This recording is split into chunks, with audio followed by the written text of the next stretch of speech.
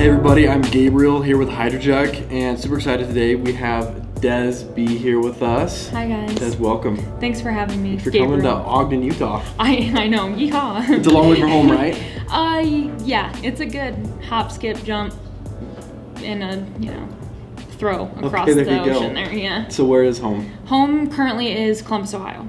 Okay, Yep. Grew up there? No, Michigan, grew up in Michigan, moved to Michigan, Columbus for internship, college. We'll get there, don't worry about it. Florida for like 2 years, back home to Columbus. Wow. Home is though Michigan. Home is where the heart is. Wow. Yeah. And looking forward in the future, are you staying there, you think? No, we're actually planning to move back to Michigan probably in, I would say like two-ish years. We'll unpack a ton, so I won't give away everything at the beginning. But yeah, we're planning to make home forever Michigan. Okay, you've been here for a day, but not Utah in the future. No. Okay. I would love to, maybe a second home. Let's manifest a second home. A second home in the mountains. Second home in the mountains to ski in and ski out. Very cool, very cool. Anyways, well, we're glad you're here in Utah, even if you're not going to live here forever. Yes. Thanks for visiting. I want to talk to you about kind of like how you got here, like the journey, of your life. Like you are a major athlete for HydroJug. You do a lot of awesome things for us. You have hundreds of thousands of people all over the world that follow you. So kind of let's figure out how you got here. So like back up to like your younger years. How did you kind of get into fitness, athletics? Like where does that start? Right. I think my athleticism came from just childhood. I was very much always pushed as the oldest kid. My parents, coming from also athletic parents, they wanted me to like try everything. So like I did soccer, I did basketball, I did floor hockey, I did everything, swimming. I tried it all. Tennis. I actually sucked at tennis. But everything I did, I was decent at. I was just an athletic child. So growing up, going through high school, going into college, I ended up going to college to play Division I volleyball. Really? And going into just athletics in general. After college volleyball was over, I knew I still wanted to take care of my body, and while I was in college learning exercise physiology as my major, I kind of took that education to then carry me into continue to learn how to care for myself without a coach telling me to. During that, I learned a lot of self-dedication, as well as branched into bodybuilding, where I then became an IFBB bikini pro, and then shortly after became a mom. So here I am now. Wow. Here I am a whole lot there. So long story short, you've been very busy in your first, how old are you, Des? I'm going to be 26 tomorrow. Tomorrow, yes, 26. 26. We'll chat for tomorrow. Thank so you've you. done a lot in the first 26 years of your life. Yes. So let's like back up a little bit. So you started doing sports, and you said you took to volleyball, right? Yep. And you played D1? Yep. Where'd you play at? Western Michigan University, Kalamazoo, Michigan. All right. Yes. What did you play like all 4 years? Like how'd that go? Like funny. Like all in volleyball was live. Like, very funny. I back up into high school because obviously that's where like a lot of roots I feel like began for a lot of young adults. You learn kind of who you are without the responsibility of having to pay for it in the future, right? Absolutely. So when I was 17, I was a sophomore. I was actually heavily into basketball. I was like obsessed with LeBron James, obsessed with Kobe. Like I wanted to be the first woman in the NBA. Like that was like what I woke up to do. Cool. Some of the memorabilia I have too is like so cringy. I have like a LeBron James purse. That was like his jersey. Yeah, I was that person who I wore and one to school. I wore Jordans to school. Like I was huge Tom girl, I guess. And so when I got into like high school, I tried out for basketball, made the varsity squad. I was like, let's go. Like I'm whatever. At this point though, I started doing travel volleyball too. So I did travel basketball and travel volleyball. Once I got to high school though, I kind of started to pursue more volleyball, knowing that I could get a scholarship, and that's what I wanted to be good at. Sophomore year though, I was going for a layup at the end of practice, right before I was about to leave for volleyball practice. So I would go basketball practice to then travel volleyball practice. Wow. And I went up for a layup, came back down, and my knee never returned. So I blew out my right knee, my ACL, MCL, meniscus, the whole thing. They were like, were you playing football? Because your knee is like shot. So 2015, I had my ACL reconstructed, and that's where I kind of had found my love of physical therapy. having to go through 6 months of it. Once returning, I returned to only volleyball. I decided to give up anything else besides track. I ran track to like just get better and more agile. And my team and I, because I was on like 4x4 and 4x2, 4x1, we ended up going to state and like all state and everything. So like, again, very successful in my high school career. Yeah. And then got to college and played, like we were talking, Division I. I played at a community college for the first year, and then I transferred to walk on to my dream team. So like this is something I manifested in 2012 as a sophomore. Right before I tore my ACL, I went to this university's volleyball camp, and I was like, I'm gonna play here one day. Ended up going to community college, which was great, but I still was like, I'm gonna play for Western. And my coach at the time told me that I would probably never be good enough. And if you ever tell me that, there's some gas on the fire. I promise you, like, I will always prove you wrong. It just has happened time and time again. So once I got to Division I, was able to walk on. I had a very amazing season. We won the MAC conference. I got a ring. We went to the NCAA tournament, got our ass kicked by Wisconsin. That was the most terrifying game I've ever played in my life. We're like a small D1. So like, yes, we're Division I, but like our girls aren't like 7 foot tall. Wisconsin, their girls are like 7 trees. Feet tall. Yeah. So after that, I have a full podcast on this. So if anyone's like curious about my experience here, you know, you can get into that deeper. But I ended up getting kicked off the volleyball team. Shoot. I had a spring exit meeting with my coach, and I'm very blunt. You know, if I have something that's an issue with me or something I want to get better at, I'm gonna say that. You know, how can I get better for you? Here's what I need from you. What do you need from me? That's the kind of person I am. So explaining my situation to my coach during that and where my goal was, you know, to be as a player in the next few years and how I wanted to be a force on the team, you know, how can I do this? And I just kind of expressed that emotion. And I was asked to leave the spring exit meeting, and my teammates were like, oh, like, it's fine. People do this all the time, and she might have just had a bad day, you know, whatever. Well, she had a very bad day because the next day she called me into her office after I did my last day of spring conditioning, which is even worse. I had to run. I did all the running. I did all the lifting. And then she just told me I was no longer allowed to be a part of the program. So that day my world was crumbled. I mean, I knew I wasn't going to play professionally. So my idea was, okay, I have 2 years to figure out what I'm going to do after volleyball besides being in a career, right? Like, I know as an athlete, my identity will be gone. I can rebuild that. So that's kind of like, if you're asking about volleyball, that's where it stopped. I didn't play my full 4 years. Okay. So from there, that's where I got more into myself and figuring out how I need to better myself. Because again, I had a fire to do what she told me I couldn't, and that was like, you just will never be good enough. She told me specifically, like, you think you're a lot better than you are. And that's something that is really built, I think, where I am today and why I am here is because I had someone tell me that they thought I was better than I am. And my point is that, like, I am better than you think I am. That's amazing. So let's talk about that, like that mindset, like that fire, like, you tell me I can't, like, sit down and watch me. Yes. So not everyone has that. And like, I feel like a lot of people, they like, you know, like they'll watch a documentary on like Lance Armstrong, they're like, oh, I gotta get that fire. But it feels like you're either like born with it or you're not. Yeah. Like, were you always like that? Where you're just like, I'm gonna do what people like say I can, or like did it develop over the years? I think naturally, yeah, because growing up, I knew I always wanted to be the best because of my parents. I was like, I really want them to tell me that I'm like great.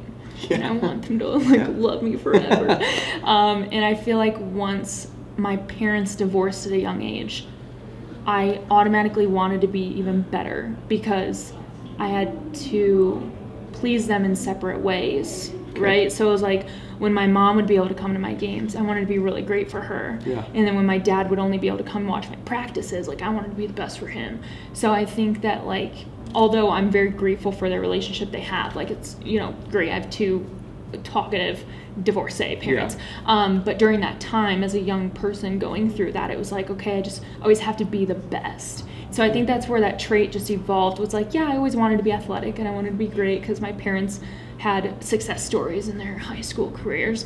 And I was like, I want to go beyond that. You know, I neither of my parents were able to finish college or even go. So I knew that even from the get-go going into high school, like I wanted to graduate college and I wanted to go. And not only did I want to go to college, I wanted to go to college and play a sport, and I wanted to be like the shit, you know, like I wanted to be getting it done. Yeah, like I wanted to be known. And I think even at a young age I wanted to be Avril Lavigne. Okay. So if that tells you anything, I'm like, I want to be a rock star. I want to be known but in the most selfless way. Like I want to be a microphone for people that don't have one. So like, how can I be the voice of others? Because I know I have the drive to be, if that makes sense. Yeah, that makes absolute sense. Okay, so very cool. Avril Lavigne, hope she's doing well. I know. Still. You know, conspiracy though, she might be Melissa. I don't know if you've read it. Don't get into the conspiracy theory about Avril Lavigne. Don't do it. We'll bring it back. We'll do another Avril Lavigne, conspiracy interview. Theory breakdown. Okay, so you have this mindset, this fire, which is so awesome. So your coach tells you like, see ya, like no longer welcome here. What is like the next 24 hours for you? And then how do you go like how do you like mentally pivot to like, okay, I'm going to do this instead and like be successful, even though like your last thing didn't turn out the way you wanted it to be? Yeah, you know, I'm not used to failure, and that was really my first glimpse of like, you're not good enough to be here, or like we don't want you here. Even like in high school, I was always the dumper. I never got dumped. Do you know what I'm saying? Yeah, I know. I dated some of those. I was the guy that got dumped. I always made sure I was in a power position. And again, I think it came in a negative light. Like I was too much of a wanting to win.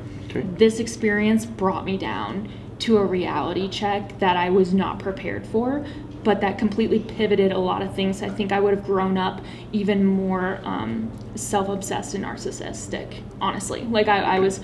And it wasn't like in a way that I thought was an issue at first, but I think I was just super confident. And it was almost coming to a point where it was like, hey, you're not that cool. Take a step back. And so self-check, what am I doing? Self-check, what are you going to do? So when that happened, I mean, first off, I didn't go to college classes for like a couple days. Didn't want to be seen on campus. Fair enough. The only backpack I had was my Western Michigan volleyball number 8. The only outfits I wore to class were Western Michigan volleyball number 8. I only wore my jumpsuits. I had pride in being a part of that team. You were a D1 athlete. I was a D1 athlete. Yeah. And it was extremely embarrassing because a lot of people thought I got kicked off for like cocaine or like alcohol. And I was like, no, I actually was just straight up to my coach. And it was just so, that was problematic on its own. But when I walked out of the office, I've never cried harder, and I probably will never cry harder again. Like, it was just a complete 180 of my life that I was not ready for. And as an athlete, when you are stripped of that identity, especially in a college point where, again, it's embarrassing, it's on social media. I just posted my 1 year, so grateful I was able to, have this opportunity, and then people think I f***ed it up. Yeah. And it was like I didn't. Like, I'm so, still to this day, I'm very stand in power with what I said. And my coach and I have actually exchanged emails. Really? It's about a year or two after we reached out to each other, and just kind of spoke over that moment. It was just like, hey, like, we need closure. I needed closure. It's like a bad breakup, Yeah. So that first 24 hours, I was slamming shots of vodka in my car. I had like the mini alcohol, the little ones, and I was just popping them off. Party town in my car, listening probably like Drake's first album. Like, I don't know, I was just sad boy hour. And I had my boyfriend he was my boyfriend but this guy I really liked at the time, who's now my husband and my baby daddy. Foreshadowing. I just like remember coming to him and telling him I got kicked off, and he was a football athlete. Okay. So it was like extremely awkward. So I was like, do you want to still be with me? Like it's a weird power trip, right? Where you're two athletes and you're like, yeah, we're cool. Yeah. And so for me, it was like, do you want to like be with me anymore? Like, I'm normal. And it sounds weird. If you didn't play college sports, it sounds weird. But I was like, didn't make the team. I was like, I'm like just a kid. Like, I'm just a girl now that goes to college. Like, I'm not in a sorority, not in a cool group. I'm not in a nothing. So like, whatever. And so he really I consoled in him, and he was just like, you're gonna do great things. And at the time I was like, no, I'm not. I'm so sad. I could barely pass physics, and now I get kicked off the volleyball team. So the 24 hours was a real sit back, and it was like, okay, well, I'm just in school now. Volleyball isn't my job. Yeah. So what do I need to start doing?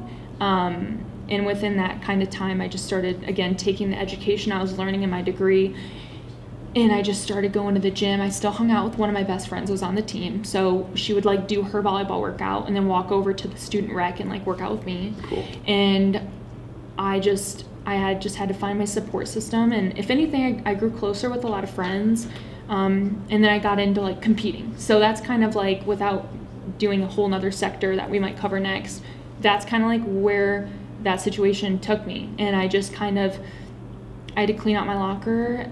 I had to walk out of I had to say bye to my, strength and conditioning coach who inspired me. Mm-hmm. I would come in early just to like learn more about his job and like do extra reps and do extra sets. And because I kind of like warmed the bench a little bit, but I was the best cheerleader for that team. Like, I loved my team. Yeah, you were there. I loved it. And so although I did get my time to shine, don't get me wrong, I played a few games, but I just had pride in being there. And so it was a hard adjustment. And even like talking about it, it really feels like it was such a dark and sad time that sounds really surface level, because you're like, oh, it's just sports, grow up. No, but it was you. I would think that you cared about the most of the time. Yeah, and it's like I said, it was just extremely embarrassing to not be able to have a microphone to just be like, hey guys, I wasn't caught at a party, I wasn't ingesting alcohol, I wasn't drunk, I wasn't on drugs.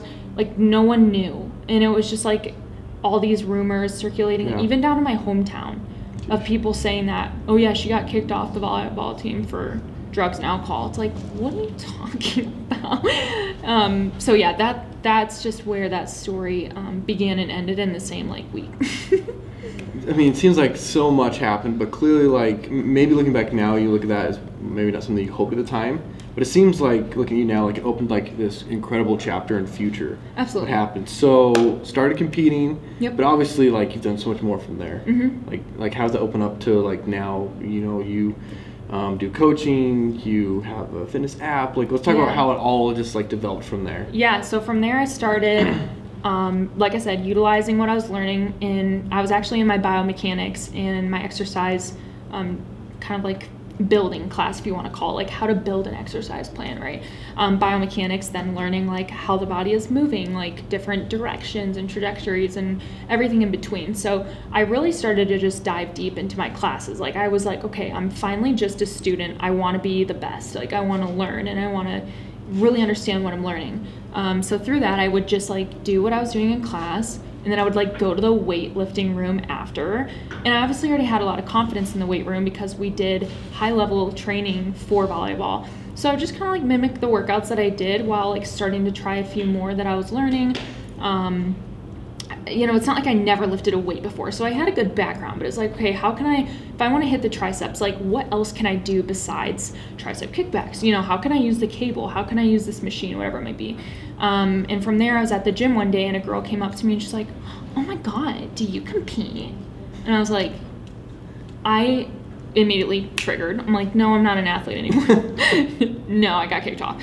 But I was like, competing, I'm like, what? She's like, well, your back is just so like wide, like in a good way. You have like a very nice taper. Do you like do bikini? And I was like, what the f-? Like Hooters? Like, I don't know what to I miss like just miss like no November? idea. Yeah, I'm like miss February in the calendar. Like, I don't know what you're talking about. And so when I got home, I immediately Googled like bikini competing. Like, that's all the context I had, because she was just like, well, you'd be really good at it. Bye. And I'm just like left here. Thanks for leaving this like open question. Literally, I'm like, okay. So from there, I went and Googled, found out. First article popped. I was like, the Arnold. Yeah. So then I kind of read through and I was like, oh my God, like people pose and it's pretty, because I did pageants. You did. I did pageants in high school. I did not know that. I think I know a lot about you. Did not know about the pageants. Yeah, and I won. Like, again, I go to win, right? Like, this is if I'm going for it, I'm going to win. I'm not a pageant girl, but I made myself a pageant girl. You go to win. So when I saw the competing of bikini, and I was like, makeup, glam, diamonds, bling, and a nice body, sign me up. Let's go. So from there, I literally did the same thing, Googled, Kalamazoo, Michigan, bikini competing coach that can help me get skinny so that I can win. And from there I found my first coach, who was a trash basket, let me tell you that. But regardless, I learned, started competing, went for my first competition about 8 months later. Did you win? Yes, I did. So again, like tell us what you've lost in your life. Two things. Tennis. Okay, tennis. Sucked at tennis. But so when I started to then compete, I was like, okay, well, this is obviously something that I'm good at. So like I should probably like keep going. Cause like why not? And again, it fulfilled that athletic thing in me. I saw my body change. I saw my like confidence change. I saw everything change. Okay. And so it was very like basic level, I was 20, just turned 21. And then from there, literally I took 15 months off. So I competed for the first time in November 2016, took off all of 2017, just like built, it was like bulking and, whatever. During this time, everything that I have not been doing up to this point in my life. Okay, got Sorry, it. I did that for 15 months. So from there, I went out for like the bodybuilding.com spokesmodel search. I didn't win, but I did become an athlete. So there we go. There you go. I lost that okay, one. like a semi-win. And from there, bodybuilding.com at the time was like creme de la crop, like so cool, the most amazing, like the epitome of bikini ever. You're like, oh my gosh, I'm blessed. So from there, I just started traveling a lot. People started to like know who I was. I started going to like expos all around the world. I even went to the UK, Body Power, and people knew me, and it was just like crazy. And I started prepping for, I called it my road to pro, because let's be honest, I knew I was going to win. Like that was my mentality. And at this point, I figured out how to do it in a very confident way, not a cocky way, right? Like I realized, hey, you're not God, right? Relax. But I can still be really excited to do my best. So road to pro, ended up going pro in June of 2018. And from there, I had all these eyeballs on me. I had already been selling plans. I had challenges made, all these things. But after that, 2018, I really kind of turned on the business part of my brain. Like I was like, I'm already have this amazing platform of all these people. How can I be better for them and produce things better? I can't be a one-woman show. Yeah. And at first I was like nervous about that, because I'm like, but wait, like I've worked this hard, like it is just me, like it's mine. It's me. Like, why would I share this? Why would I bring light to someone else, or you know what I mean, or what if they like them more? It was the surface level of like, that's not what true entrepreneurs care about. But question I think everyone asks somewhere on that journey, absolutely, right? Absolutely. So during that time, I just really was like, if I want this to go further and I want to go bigger than just, oh yeah, cool, I have like thousands of followers, like dope. How can I really impact? And at that point, that's when I decided to hire on like my first coach under me, right? So like on the team. And then from there, things just really bang, bang, boom, business, exploded. Community, family, something I would have like never in a million years thought that I would have built. And it's just like crazy. It just brings a smile on my face. I'm like, dude, I can tell you're happy. It makes you happy talking about, which is awesome. My people, finding people that are successful and love what they're doing, and like clearly that's you can tell, like not a fake smile, like doing this. Yeah. So through all this, like when was the switch when it went from like I'm competing, I'm working on me, like probably building a following like during that, absolutely, to like, hey, let's take this like outward, like I'm going to help people, and then making that a business. Like when was that switch and how has that been? Right, so I guess it kind of goes back a little bit to 2017 when I was finishing up my last internship in college. Mm-hmm. I took on an internship at Wendy's headquarters, like the hamburgers. Like yes. 4 for 4. Let's get absolutely. Like, pack those carbs in. Absolutely. Frosties and fries. Okay. So I went there and I actually worked in their corporate wellness gym. So I would help train their employees. We would do group fitness classes. They could come and use the gym. We did one-on-one training. So, I would train like their COO of marketing or like all these things, like they're big wigs, right? And they just want to work out on the job. So like, why not? So I started training them. And during this time, I was in an unpaid internship paying for college. so unfair. Doesn't make sense, but somehow like okay. We all did it for some reason. Yeah, we all did it for some reason. And at this point, people were asking me, Des, like, what do you do to work out? What do you do to work out? This is right after my first show. So I was like, hey, like, PayPal me $40 and I'll make you a plan. And they're like, okay, PayPal me $40. Wait, that was it? Just send me $40 to make you a plan. People were like, done. I trust you. Yeah. I was like, I'll make you a 6-week workout plan, $40. So I made them on every single lunch break. Like every single lunch break, I'd go grab out my little, like, I had a Surface tablet. And I'm like, just grinding, cranking. I mean, you know, like that cat meme. That's just slapping the keyboard. Literally me every lunch break. But winning. Okay. Winning only. And so from there, more people started asking. I created then my business, like DESB Fit Training LLC. I LLC'd. I then had I made like a t-shirt in my basement. My now mother-in-law and I, she owned an embroidery company. So we made t-shirts in the basement. I figured out how to send them. Like I just, it was just nuts. You're creating plans at lunch. People are just Venmoing you, whatever, making t-shirts in the basement. Yep. And then this ballooned into this full business. Yep. You have an app where people get training. What else? Meal plans. Yep. Everything to look good, feel good, be healthy. Yep, and everything legal and professional. I do not do anything that I'm out of my scope. My girls don't do anything that's out of their scope. We got dietitians on staff. We have a pre- and postnatal certified trainer on staff, psychology major as well on staff. Everyone has graduated college. Not that it's okay if you don't, but we have a very highly trained staff, and we hold very high standards. Awesome. And you say your girls, like, what does that team look like now? Like my team or like my family? Let's go team. It's a little smaller than family. So my team, amazing. We have such a diverse, awesome group. Lots of different backgrounds. Lots of different, just like the way that they describe their passion, right? Like not everyone's like me. I'm a go-getter. My best friend, Emily, who's kind of like my COO, and she also has just stepped into this role of being just such a bad bitch since I've given birth. Like she is just, ever since I knew I was going to take on the role of being a mom, I knew I needed to start delegating tasks even more. And Emily has just stepped up to the plate and is just like made my business flourish without me having to put all the miles in, right? Like I've done that for years. So having like your go-to trusted person. But yeah, so team aspect, like Emily's different than me. She keeps me cool. She keeps me calm and collected. And then I have Kat, and Kat's like so aesthetic. Her posts are always beautiful, and like she makes the cutest recipes. And then we have Kelsey, and she does the same thing, amazing recipes. She's a little bit more quiet and reserved, but she works just so hard. Tish, she's super loud, super outgoing, very much like me, but she's our pre- and postnatal certified trainer. Cool. And then we also have Leah, and now Jen. Leah is like, she's actually a dancer out in California, but we have been following each other for years, and I was like, dude, I want you a part of this. So she came on last year, and then Jen is also new as well, and she's same thing, very like outspoken, we all just embody the same energy. It's like the same energy, but different.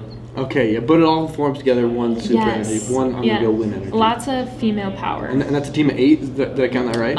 7. 7. Okay. Yes, 7 with me. Very and then cool. I have people on the background that do stuff, but in terms of trainer, team, atmosphere, that's us. Cool. And the app in your business is called what again? It's called DBFT. DBFT is what we call it, but the app itself is called BFit Training. Okay, very cool. So BFit Training, if you want to go find that. Android and Apple. Get it. So there's 2 major events that happened through this whole growth. You got married to your husband Wyatt, right? Yes. And had baby Maddox. Yeah. How has business been like what was the shift from being like the single go-getter to like I'm gonna share a life with someone to now like I'm gonna share a life with 2 people now? Crazy. When Wyatt and I got married, it wasn't like an extreme shift, but it was in the sense of like, okay, I need to make sure that I'm not getting lost in my business. Like we need to continue to make time for each other because this is our forever, and we need to make sure that like maybe on Wednesdays, that's our night where we're off our phone by 5 and we like do Handmaid's Tale every Wednesday, or a show or whatever it might be. And so I think that was the first balancing act was we both are in agreeance of like grinding the out of our 20s so that in 30s and 40s we are done. that we want to be done. We are literally manifesting whatever we want. That's the life that we want. And at first we both thought, we're like, that is like really like selfish to say. And then we've both really been working on like our mindset of life, and like it's okay to want to be extremely happy. And I think like a lot of people sometimes get that confused with like, oh, like you just want to be rich. It's like no. It's like we just want to be byproduct. Yeah, we just want to be extremely happy, and if wealth comes with that, if whatever comes with that, then like that's cool. There's no shame in that. So we want to be successful, and I think that's also why I want to encourage other people. Like it's okay to want to be the best of whatever that is for you, even if it's in your office job that you hate. Still be the best at it, and like that's okay. So balancing act, it was okay because we both knew that like this was our time to like grind. We weren't gonna have kids for like 2 to 3 years. 2 to 3 years. Yeah, that's our timeline. And then we got married in September 2019, and I had a positive test in March of 2020. So that lasted about 5.5 months. So Maddox had a different timeline. Maddox had multiple different timelines. It really, if we want to talk about it. So once I found out I was pregnant, I got extreme anxiety because number one, we went right into a pandemic, which was like, what in the world are we doing? But then number two, just knowing that I have so many visions for what I want to do. I'm a creative mind. Like I could think of probably 5 different businesses I could start right now, but it's the fact that I have to tell myself you can't do that, right? So that's where my mind is, to where when I thought of giving up a piece of my baby, you know, DBFT, and stepping away from certain aspects or not being as prominent, I got very worried that my community would think of me differently and like not be happy and be upset, and like how can I handle my best friends and my baby? That's kind of how I was thinking. I was like, how can I balance my best friends and my baby, and my husband and my life and my family and all these things? And that's when I started delegating tasks, and when we really brought on new coaches, we're like, dude, we got to get moving.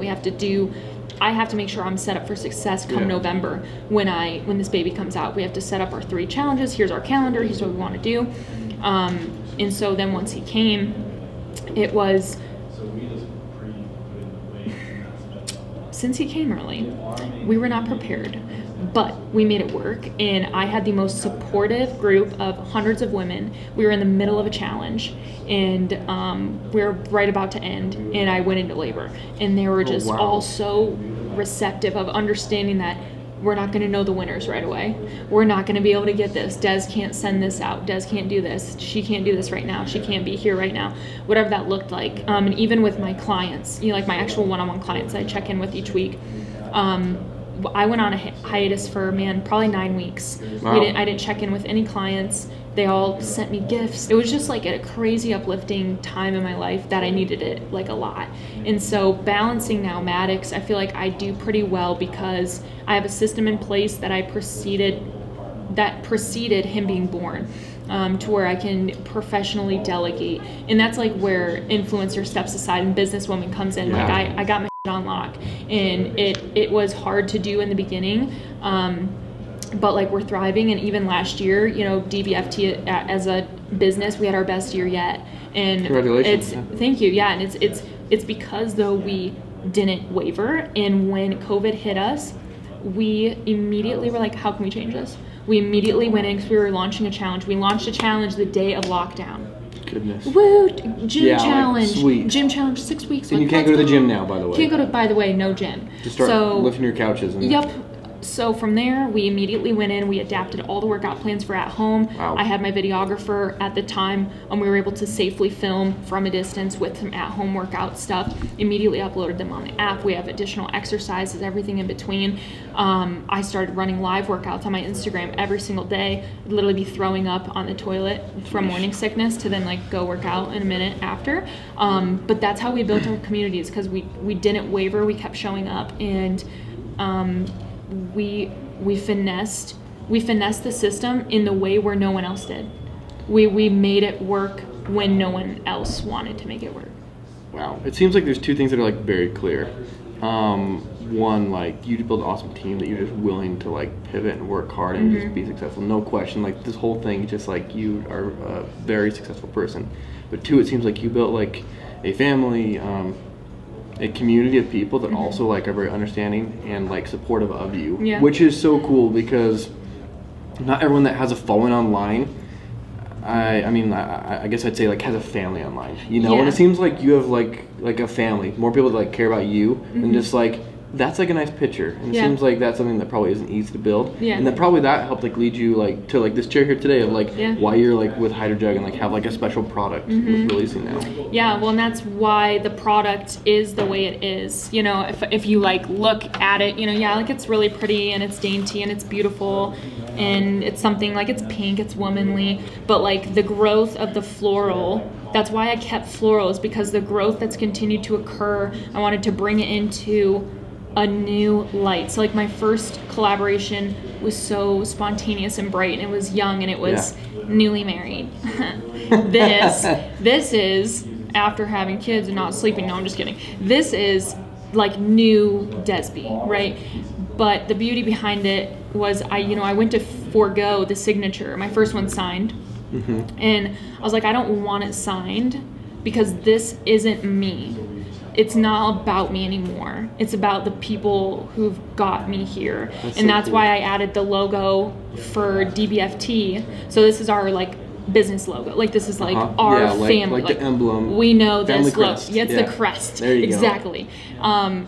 So I wanted to add that on there instead of my signature, because as much as it's called DESB Floral, right? Like, okay, cool, keep it in the name. But like this is like for my family. Like this is for our community. Like this is, I want them to purchase it and not just think, oh yeah, like DESB. Like I want them to think like this is mine. Does that make sense? Like I want them to think like this is for me. Yeah. This isn't just like have DESB's signature on it. Like this is like our family. I don't know. I just thought that was like I really wanted to make it special for them, because I'm just so tired of life being about me. And I think that really honed in after obviously having Maddox, right? Where it's like, it's not about me. It's how can I be the best me to make others better?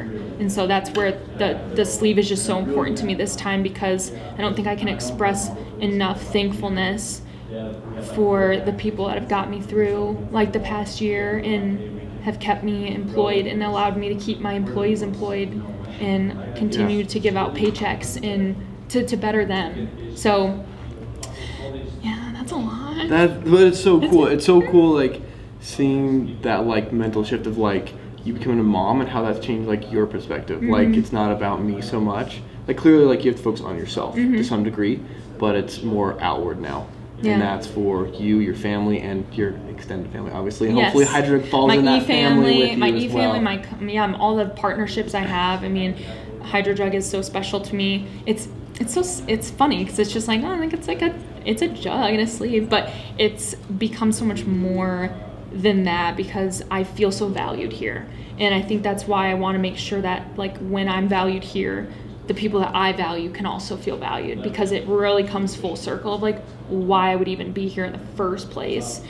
Because it's not like you guys were just like, oh, like she seems pretty cool. Like I obviously had to prove, you know, hey, like I'm liked.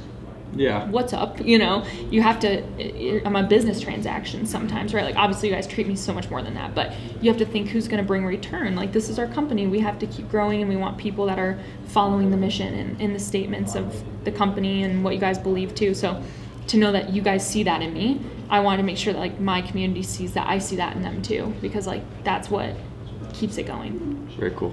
Okay, I have 2 more questions for you. Obviously through this last year, so many big changes, like lots of ups, downs. Like who was the one person that like was just like helped you the most that like you didn't plan on? Just like who just like came in, you're like, they were so clutch for me? Like family, friends, like whatever. Oh my gosh, there's so many people. I feel like I can't answer that, only because I've really learned the diversity of different people in my life and what they bring at different times. So like my mom showed the up. I was like, Mom, I know you are my mom, but like you for real are like my mom. Like that is, you really will do anything for me.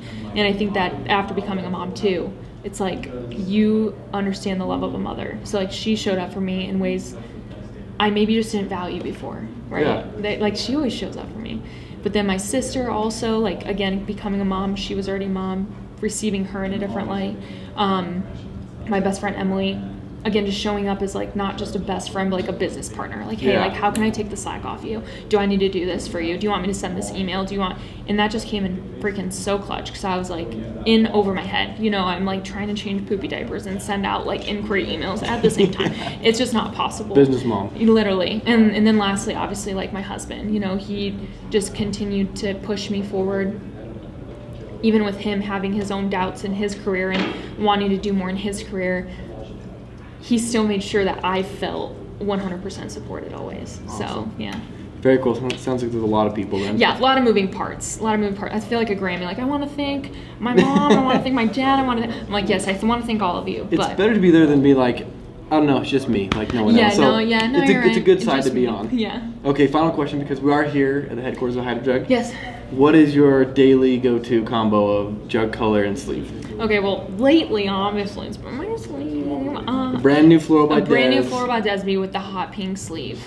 However, I feel like my latest trend was the Volt with the black leopard. Volt with black leopard? That was dangerous. It was just like spicy, fun. If you don't know what those are, it's because they were special editions and you missed out. I'm sorry. I'm always a sucker for the special editions, which is for a reason. They're so cool for a reason. Cool. But, well, we have other things cooking up, so don't worry, guys. Well, Des, thank you so much for being here. Yes. Obviously, like, we could talk for hours. Like, there's so much to you. Yeah. Hopefully you're out here again in Ogden. Yes. But just thank you and look forward to the future. Thank you for having me. Thank you guys for listening. And I guess let's just say we'll see you next time, because it'll be another time. Okay.